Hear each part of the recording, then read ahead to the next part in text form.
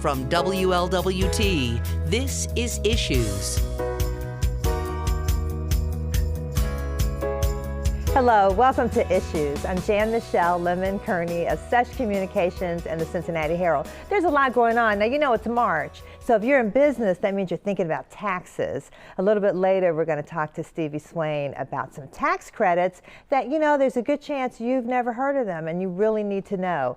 Also, we're going to talk about the top killer of men and women in the U.S., but more importantly, what you can do about it. We'll have Dr. Richard Becker here to talk about that. First, we're going to talk about the housing market with Sylvia Nelson. Welcome, Sylvia. Hi, Jan-Michele. How are you? Good, so good to have you. So, Sylvia, you're a realtor with Comey and Shepherd. And the housing market, you know, we went through a really terrible time. I guess that was, what, 2008, 2009, yes, when things went down. It seems like we're on the upswing. How is the market? Yes, well, I describe the market as brisk right now. Brisk, that's good. I like that, yeah. Yes, there is lack of inventory right now. So if you're a seller, housing prices have gone up by about 9% over the last year. Oh, that's good. Yes, and housing, there have been more houses sold this year than last year, but what's happening is that there's not enough houses for the people who want to buy houses.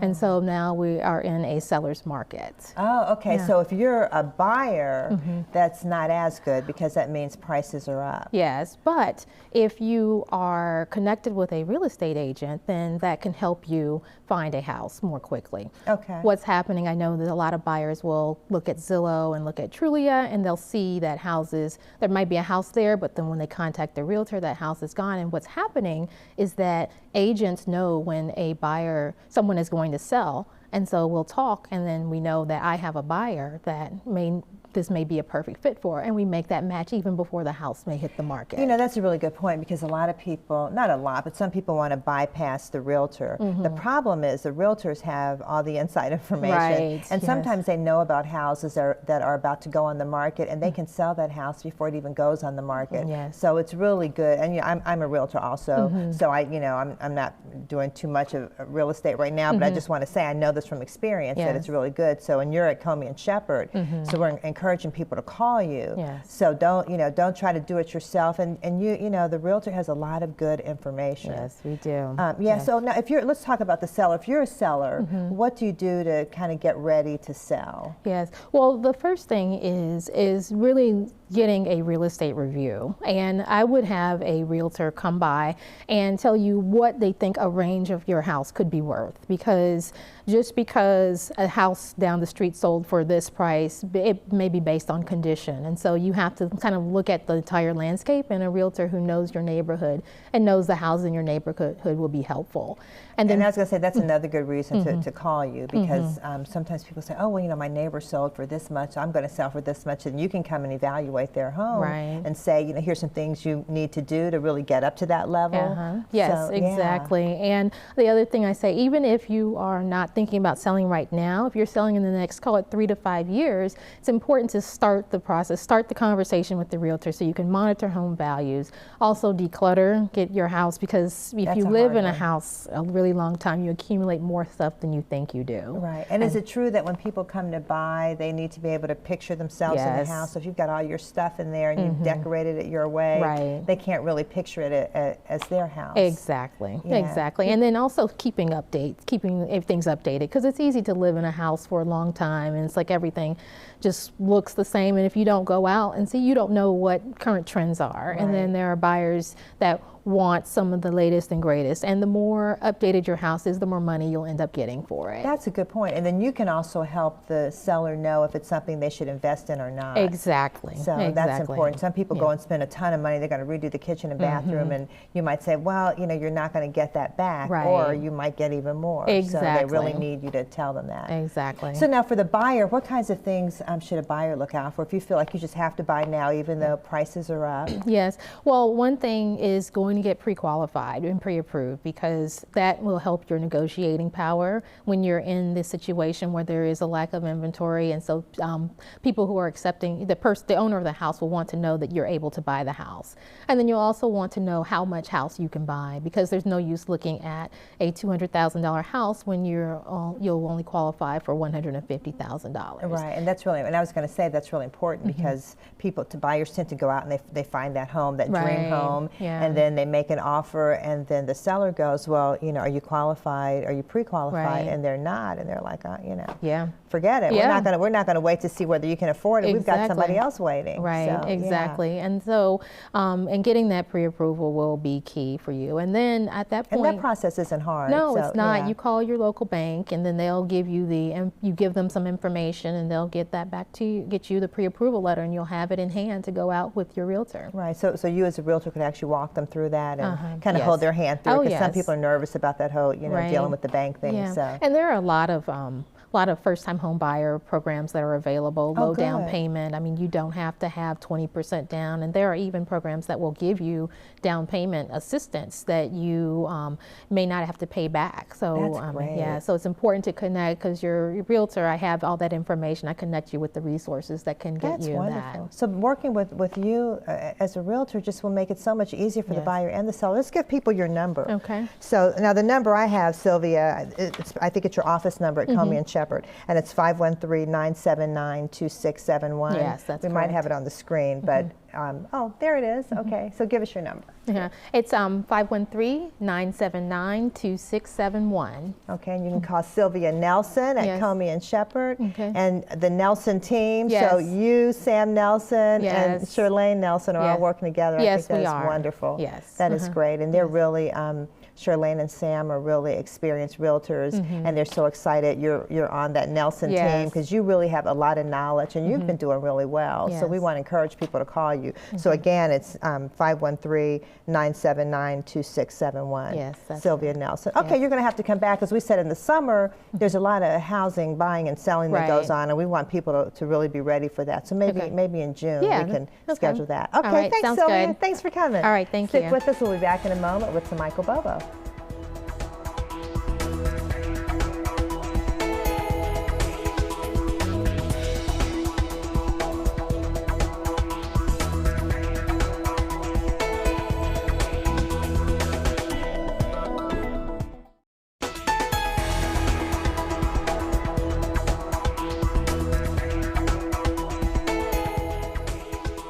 Welcome back. I'm from Michael Bobo, and I'm here right now with Stevie Swain, the president and CEO of Swain Consulting. Welcome, Stevie. Thank you for having me, Tamika. It's great to have you here. Give us a little information about your background. Well, I've got approximately 30 plus years of management experience behind me. And throughout those years of management, it all relates to providing service to clients and to people in general. And I have financial consulting background, which is what's led me to the Swain Consulting LLC. Okay. What services do you all provide at Swain Consulting? Well, Swain Consulting provides work opportunity tax credit. This is a program that is usually taken advantage of by the corporations.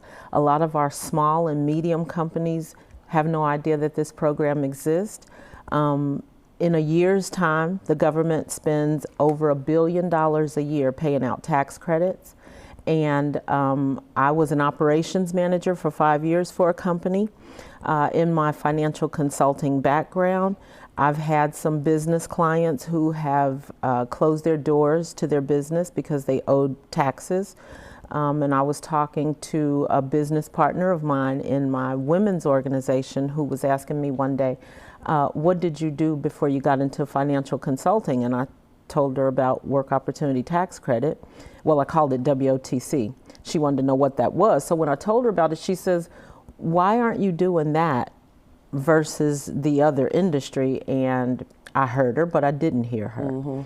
And then I recently had a client who literally had to shut her doors because she owed taxes, and then that conversation played in my mind again, and I thought, you know what, this is an extension of what I do.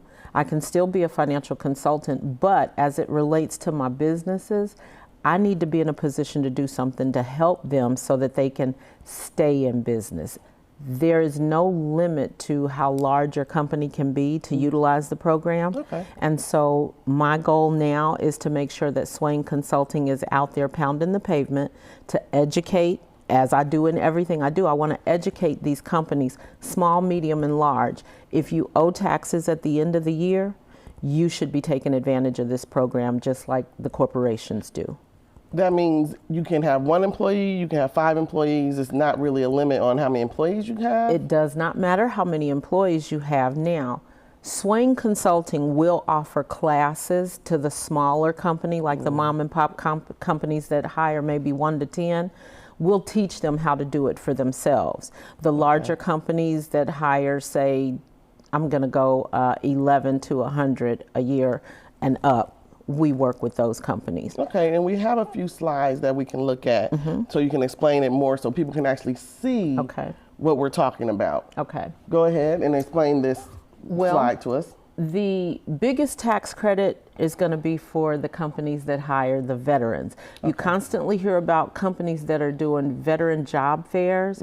That's because the veterans get you the big payouts for the work opportunity tax credit. So if a veteran lived in a family or received cash assistance or food stamps, they can qualify you for $2,400 tax credit the company can earn for hiring them. If they were disconnected from the military with a disability, then they can get $9,600 if they were unemployed for 6 months to a year. The tax credits range, you know, there's different levels. So, and this is concerning, what is short-term TANF? TANF is cash assistance. Okay. Temporary aid to needy families. And so if they've received cash or if they've received food stamps, there's tax credits available. Okay. A lot of companies know of, you know, they talk about you can get a tax credit for hiring a felon, or they know that you can get a tax credit for hiring somebody who's received government assistance. But there's a multitude of reasons why people can claim, or companies can claim, a tax credit. Okay. You can't really look at a person and know that they're going to qualify for the program because you don't know what that person may have gone through prior to your company offering them the employment. So it's best to have them fill out the 8850.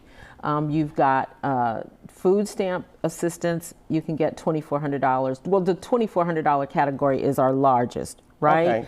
And the bottom line is the employee only has to work 120 hours for the company to be able to claim a tax credit. The maximum hours that they have to work is 400 hours. And once they've hit the 400 hours, the company can claim the maximum tax credit. Okay, and we should say that that's the maximum amount. So not everyone will get the $2,400 tax credit. It depends on how long the employee works. Okay. When people do their taxes, this is a separate form that they have to fill out? 5848 is the form that their accountant needs to complete for them. So what happens is Swain Consulting processes the 8850s for the clients that we serve. And then once we receive the certificate, we usually let them know that we've got a certificate on file for them for this person. Now we're on a countdown to how many hours has this person worked. Once they hit that 120 hours, we're clocking to make sure that they get to the 400. At 400 hours, they get to claim the full credit. If the person terminates before 400 hours, we still find out how many hours they worked, and we let them know what that tax credit is going to be worth to them. And how can people contact you? What's your phone number? It's 513-818-1753. Give me the number one more time. 513-818-1753. Thank you so much for being with us today. We believe that this information will definitely help small businesses within the community, as well as medium businesses and larger businesses. That's the goal. Thanks for having me. Appreciate it. We'll be right back with Jan-Michele.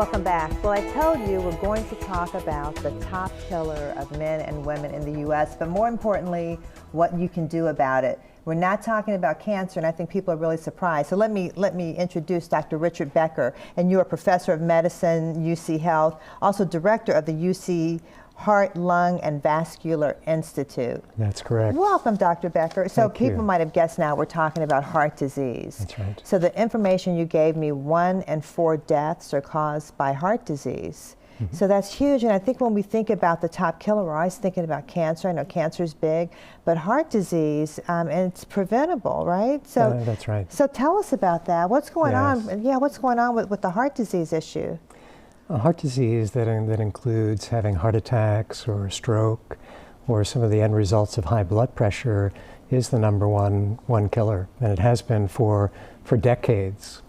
But we've made some progress. There's a Good. lessening over the years, but we still have a lot of work to do. We have a lot of work to do. Let's kind of talk about the symptoms, because I don't know if men and women, I understand men and women have different symptoms when they're having an actual heart attack. Mm-hmm. That's right. For men, it's typically discomfort in their chest that radiates to their neck or their shoulder or their back. For women, it's usually shortness of breath. They may have nausea. They may have sweating. They may feel unwell and they can't quite put their finger on it. And so that could be a heart attack. So given those symptoms, they should go immediately to the emergency room. That's right. And the challenge we face is that a woman may not consider that she's at risk, and she may not recognize some of those symptoms, and therefore the time that it takes to seek out medical attention tends to be longer for women than for men. And that's not good. No. And it sounds like, and you said we're making some progress, but it sounds like, from what I've heard, women are having more heart attacks. I mean, it used to be you always thought about heart attacks in relation to men, Yes. but women have heart attacks more so now as well. That's right. So the decline that we've seen over the past 2 decades has been less in women, particularly women of color. So African American women, Hispanic American women, the decline is relatively flat. And we're seeing a slight increase among those individuals within the 3rd or 4th, early 5th decades of life. Oh, okay. And you mentioned African American women. Let's talk about people at risk. Yes. Some populations at risk. So I understand. You mentioned women of color, African American, Hispanic women, especially. Also, heart disease is being diagnosed among teenagers, which Yes. is kind of surprising. It is relatively new, and it's likely as a result of epidemics of overweight and obesity and diabetes, and they all tend to track with a likelihood of having high blood pressure and having heart disease. So that's something that we're keeping a close eye on, and it means that prevention has to begin very, very early. Yeah, I'm thinking teenagers. Wow, who would think of teenagers having a heart attack? Oh my goodness, That's right. that's so young. That's right. And so when you talk about diabetes and obesity and things like this, so is diet a big factor then? Diet now is thought to be the biggest factor. The biggest factor, wow. That's right. And So how's our exercise- diet, Dr. Becker? Well, we have a lot of work to do there. Part of it is what people are eating and what they're not. And what they're not eating is a sufficient quantity of fruits and vegetables and grains. And certainly that's something that is modifiable. Right. Good habits can start very early in life. They can be followed in schools where there is a school breakfast or a school lunch program, and certainly at home. And so what are we eating? Well, we're eating too many calories. We're consuming too much in the way of sweetened beverages. Where we're not eating the appropriate amount of fruits and vegetables and grains. So we're eating a lot of processed food, aren't we? I mean, We everything are. is fast. Even at the grocery store, you We buy it, it's are. fast. We can just heat it up. And, when you look at the sodium content, I'm amazed. Some things look, oh, this looks really good. I think I'll buy this. You can just microwave it and you've got this whole meal. Then it's like, oh, it's Yeah. 1,800 milligrams of sodium. How much sodium should we have every day? Well, what we usually suggest is certainly less than 2 grams per day. And you're right, some foods... Less than 2 grams per day? No, that's right. And Wow. that is That's difficult. not a lot. No, that's not a lot, particularly that there is salt in food. So it means that a person should not be using the salt shaker, and certainly not liberally. Yeah. But it also means that people need to be reading labels Yeah, you got to read those labels, Yes. right? That's really important. Now, what about exercise? Does exercise play a part? That's another tough one. Exercise plays a very important part, but the one thing that we've learned in the last 5 years is that activity and movement count. We would like people to be exercising at least 20 minutes per day, 5 days of the week. Oh, 20 minutes a day? That's not much to ask. No. Okay. And it also counts if you walk at work. You don't have to necessarily be at a gymnasium, and activity itself counts. Okay, that's good to know. So we don't have to, get the fancy equipment, buy the gym passes if we don't want to. We can walk down the street. We can walk far. We can park our car farther. That's right. Those are like quick things that we always hear about. That's right. Okay, let's give people a number to call for UC Health. And the number I have here is 513-475-8521. That's correct. Is that right? We might have it up on the screen. But, there it is. Dr. Becker, give us your number, please. Yes, it's 513-475-8521. Okay, that's great. And people should call to get more information about heart health, really. How to prevent it, and if they feel like they've got a problem. That's right. That's the key, is prevention. That's the key. And today is March 12th, the Heart Mini Marathon. So it's going to happen in a few hours. We encourage people to get out there, and it's not too late, right? It's not too late. They can walk, they can run. That's right. Right, and also on Fountain Square, there will be activities all afternoon, all morning and afternoon that have to do with heart health. There'll be a lot of information about heart health, and people can get engaged. Great, that's good. Yes. Well, Dr. Becker, you'll have to come back soon. Thank you so much. Thank you so much. Stick with us. We'll be back in a moment. So Michael has some community events.